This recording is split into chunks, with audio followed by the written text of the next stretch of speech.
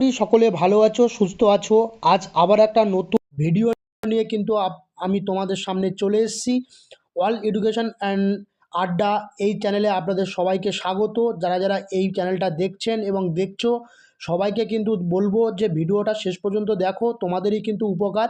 আজকের যে টপিক সেটা হচ্ছে জোয়ার এবং ভাটা কি, এবং জোয়ার ভাটার কিন্তু সম্পূর্ণ ব্যাখ্যা খুব সুন্দরভাবে ছবি দিয়ে কিন্তু বোঝানো আছে। তো সম্পূর্ণ ভিডিওটি দেখার অনুরোধ রইল। যারা স্টুডেন্ট আছো, যারা পড়াশুনো করছো এবং যারা বিভিন্ন কম্পিটিটিভ এক্সাম দিচ্ছ এবং স্কুল লেভেলে পড়াশুনো করছো, তাদের জন্য কিন্তু খুবই উল্লেখযোগ্য আজকের টপিক হতে চলেছে। তো জোয়ার ভাটা কি বা জোয়ার কাকে বলে সে সম্পর্কে একবার জেনে নিই।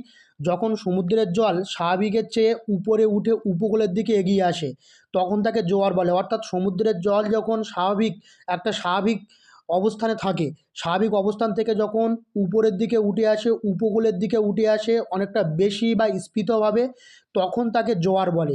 এই সময় সমুদ্রের জলস্তর সবচেয়ে বেশি থাকে, এই সময় সমুদ্রের জলস্তর সবসময় বেশি থাকে, তাই এটাকে বলছে জোয়ার। তোমাদের একটা কথা বলে দিই, জোয়ার ভাটা সম্পর্কে আরও বিস্তারিত জানতে হলে সম্পূর্ণ ভিডিওটা দেখো, এবং আরও যদি তোমাদের কমেন্ট করবে আরও কিন্তু বিস্তারিতভাবে আমি জানাবো। ভাটা কাকে বলে? যখন সমুদ্রের জল স্বাভাবিকের চেয়ে নিচে নেমে উপকূলের দিকে সরে যায় তখন তাকে ভাটা বলে। তাহলে কি বলছে? যখন সমুদ্রের জল স্বাভাবিকের চেয়ে নিচে নেমে যায় এবং উপকূলের দিকে সরে যায় তখন তাকে ভাটা বলে। এই সময় সমুদ্রের জলস্তর সবচেয়ে কম থাকে। তাহলে ভাটার সময় আমরা দেখেছি কোনো নদী বা তোমাদের আশেপাশে যেসব নদীগুলো দেখতে পাও প্রত্যেকটা নদীতে কিন্তু জোয়ার ভাটা হয়, এবং সব নদীতে হয় না। কিছু কিছু নদীতে কিন্তু জোয়ারের জলে পুষ্ট নদী কিছু আছে, আবার বৃষ্টির জলে পুষ্ট নদী আছে, সেগুলো কিন্তু বিভিন্ন ভাগ আছে। তো জোয়ার ভাটা যেসব নদীতে হয়, যেমন গঙ্গা, তারপরে মাতলা, ব্রহ্মপুত্র, এইসব নদীতে কিন্তু জোয়ার ভাটা খেলে। তো জোয়ার ভাটার প্রধান কারণ কি জানো? জোয়ার ভাটার প্রধান কারণটা কি তোমরা সবাই জানো? নিশ্চয়ই জানো, অনেকেই জানো। তো জোয়ার ভাটার প্রধান কারণ হচ্ছে চাঁদের আকর্ষণ শক্তি। সবচেয়ে বেশি প্রভাব ফেলে চাঁদের আকর্ষণ শক্তির প্রভাবে, সূর্যের আকর্ষণ শক্তির প্রভাবে এবং পৃথিবীর ঘূর্ণনের প্রভাবে। এই তিনটি প্রধান কারণ ছাড়াও আরও বিভিন্ন রকম কারণ আছে। কেন্দ্রাতিক বল থেকে শুরু করে আরও বিভিন্ন রকম কারণ আছে। সব কারণগুলো দেওয়া সম্ভব হয়ে ওঠেনি। যদি তোমরা কমেন্ট করো অবশ্যই কিন্তু এটার বিস্তারিত ভিডিও আমি তোমাদের সামনে উপস্থাপন করব। তো পৃথিবীর ঘূর্ণন, এবং সাধারণত একদিনে দুবার জোয়ার আর দুবার ভাটা হয়। তাহলে একদিন মানে 24 ঘন্টায় দুবার জোয়ার হচ্ছে, দুবার ভাটা হচ্ছে। তো এই জোয়ার ভাটা সম্পর্কিত একটা বিস্তারিত ব্যাখ্যা আমি তোমাদের সামনে ছবি সহ উপস্থাপন করব। তোমরা এবার দেখতে থাকো। পাচ্ছ যে জোয়ার ভাটার বর্ণনা, অর্থাৎ জোয়ার ভাটা কীভাবে হচ্ছে দেখো, ছবির আকারে দেখো একটা পৃথিবীটাকে করা হয়েছে। পৃথিবীর আমি একটু আগে যে বললাম দেখো কেন্দ্রাতিক বল ও জড়তা, অর্থাৎ পৃথিবীর ঘূর্ণনের ফলে, ওই যে কেন্দ্রাতিক বল বললাম না, পৃথিবীর ঘূর্ণনের ফলে বিপরীত দিকে জলের স্ফীত ঘটে। এই যে বিপরীত দিক সেটা জলের স্ফীতকে গৌণ জোয়ার সৃষ্টি করে। তাহলে কি বলছে? কেন্দ্রাতিক বল ও জড়তা, অর্থাৎ পৃথিবীর ঘূর্ণনের ফলে পৃথিবী যখন কোন দিক থেকে কোন দিকে ঘোরে আমি জানি, পৃথিবী কোন দিক থেকে, পশ্চিম থেকে পূর্ব দিকে কিন্তু পৃথিবী ঘুরছে।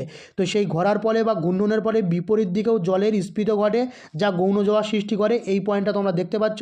আর মহাকর্ষ বল, প্রথম যে পয়েন্টটা বলেছিলাম, মহাকর্ষ বল বা গ্র্যাভিটেশনাল ফোর্স, অর্থাৎ চাঁদ ও সূর্যের শক্তিশালী আকর্ষণ বল। চাঁদ ও সূর্যের শক্তিশালী আকর্ষণ বলের বলে সমুদ্রের জল নিজের দিকে টেনে স্ফীত করে।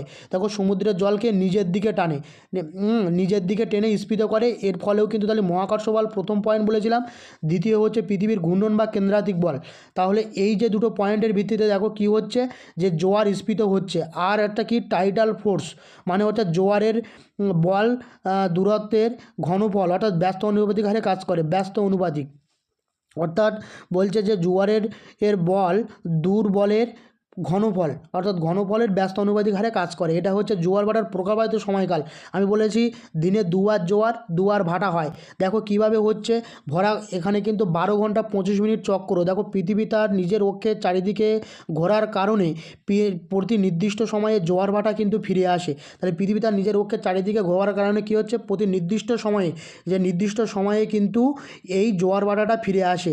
আর এইভাবে কিভাবে ভরা কোটাল ও মরা কোটাল হচ্ছে সেটাও দেখতে পাচ্ছ। ভরা কোটাল চাঁদ ও সূর্য একই জায়গায় থাকলে জোয়ারের প্রবল বা ভরা কোটাল বা সমকৌণিকে অবস্থান করলে থাকলে তখন মরা কোটাল হয়। তাহলে একটা ভরা কোটাল কখন হচ্ছে? চাঁদ সূর্য এক সরলরেখায় থাকলে তখন হচ্ছে ভরা কোটাল। আর মরা কোটাল পৃথিবী ও অক্ষের চলে জোয়ার প্রবণে প্রতিটি নির্দিষ্ট সময়ে জোয়ারের জোয়ার হয়। তাহলে এটা হচ্ছে ভরা কটাল আর মোরা কটাল। মুখ্য জোয়ার গৌণ জোয়ার কি?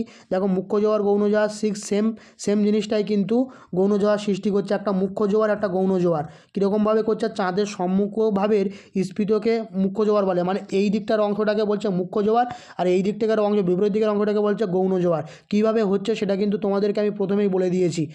তো এবার চাঁদ ও সূর্যের প্রভাবের তুলনা কীভাবে? চাঁদের তুলনায় অধিক ডোবে অবস্থিত প্রধান জোয়ার সৃষ্টি করে এটা চাঁদের জন্য। আর এটা হচ্ছে চাঁদ আর প্রায় অর্ধেক, মানে সূর্য হচ্ছে চাঁদের প্রায় অর্ধেক, চাঁদ আর প্রায় অর্ধেক মানে ভরা ও মরা কটাল নিয়ন্ত্রণ করে। তাহলে এই চাঁদ ও সূর্যের প্রভাবের তুলনায় আশা করি জোয়ার ভাটার বর্ণনা তোমরা বুঝতে পেরেছো। তো সমস্ত ভিডিওটা যদি ভালো লেগে থাকে তাহলে অবশ্যই কিন্তু চ্যানেলটাকে সাবস্ক্রাইব করে রাখবে এবং পাশে থাকা বেল আইকনটি প্রেস করে রাখবে এবং বেশি বেশি করে বন্ধুদের কাছে শেয়ার করো, যাতে জোয়ার ভাটা নিয়ে যাদের সম্পর্ক বা জোয়ার ভাটা নিয়ে যাদের প্রবলেম আছে তারা কিন্তু ভিডিওটা দেখে নিতে পারো। অল স্টুডেন্ট ক্লাস 6 to 10 এছাড়া যারা কম্পিটিটিভ এক্সাম দিচ্ছেন তাদের জন্য কিন্তু এই পয়েন্টগুলো কাজে লাগবে। তো আশা করি সমস্ত ভিডিওটি দেখে অনেকে উপকৃত হবেন। আর আজ এই পর্যন্ত, পরবর্তী কোনো ভিডিওতে তোমাদের সঙ্গে আবার দেখা হচ্ছে।